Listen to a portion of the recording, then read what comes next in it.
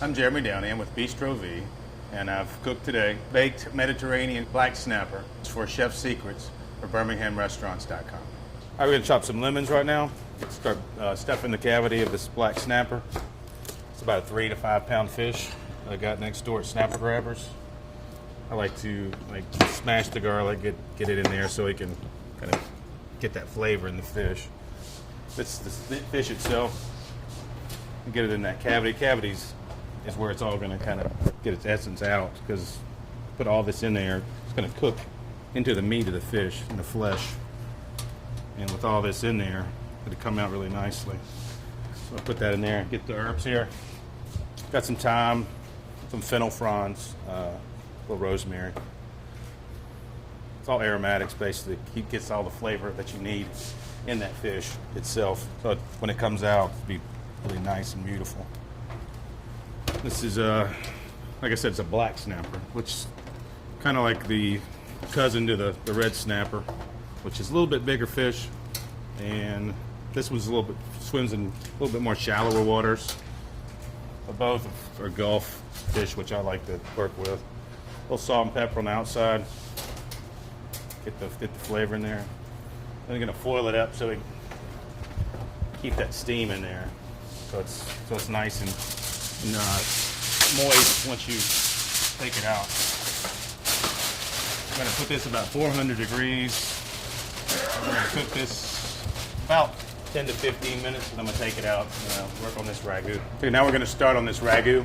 It's going to be some fennel, bulbs chopped. I'm going to chop some green pepper, some Spanish onion. I've already chopped some shallots and garlic, nice and fine. Get our pan going here. It's kind of like a cross between a Creole and a little Mediterranean. When I put the fennel in there, it gives a little edge, which I like about. Snapper holds up well with tomato products and a lot of aromatics and herbs. You can tell the difference when you get all that into the snapper itself. We'll get this going. A little olive oil. Keep this moving. I'll put this in this, make it easier. So you got your onions, your green peppers, your fennel, and shallots and garlic.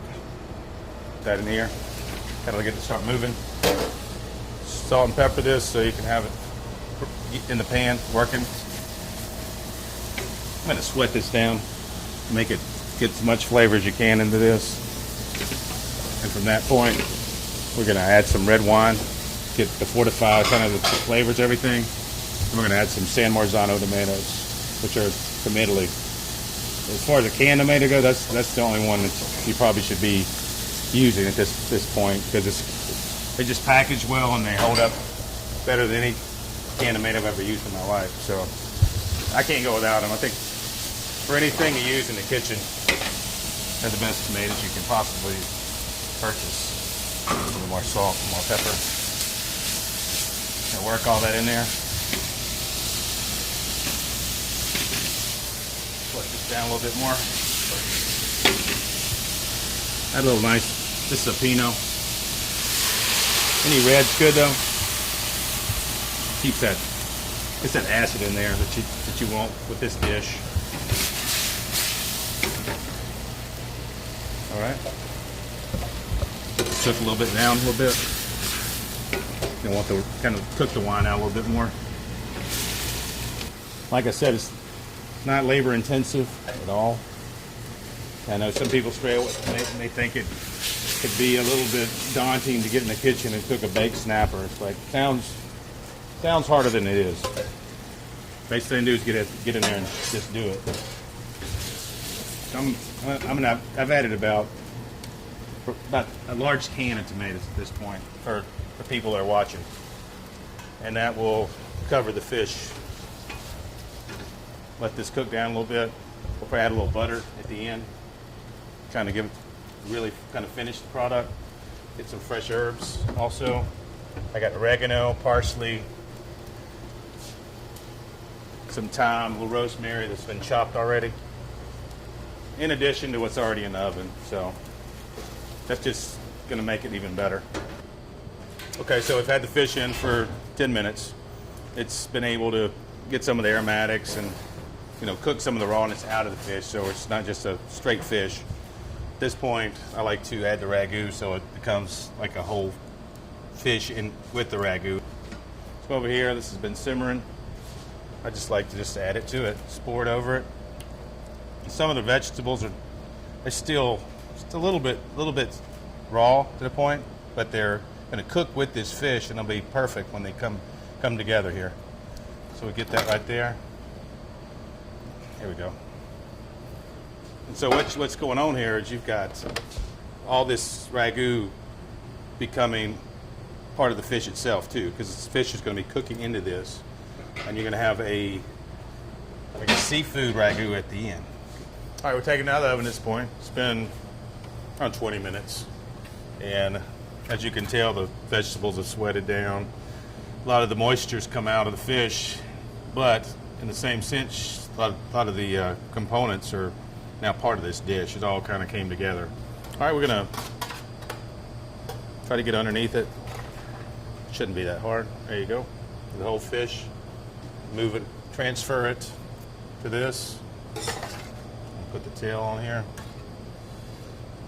I like to keep all of it in one. And then what I like to do is start spooning all this over it. This is a fun part. You can see where it became a true masterpiece, I think, personally. This is a good piece of fish. Lived a good life, and now it's about to help us out. So you put it here. And what I like to do is, with this dish, is serve it with I'm going to serve it with saffron rice. Some fresh saffron. We put some into some basmati rice, and that saffron with this dish, it kind of adds that Mediterranean feel. That saffron puts that little extra edge on it that you'd like with this dish. You can use roasted potatoes with rosemary. Like I said, stone ground grits are also good with this dish. Anything to absorb the ragu. You could even serve it with, I would say, capellini or even linguine as far as things go. Or just straight up a good baguette would be nice, honestly. Or just go straight up and eat it. No, it doesn't matter at this point. This is how we do baked Mediterranean Creole snapper at Bistro V. This is for Chef Secrets for BirminghamRestaurants.com.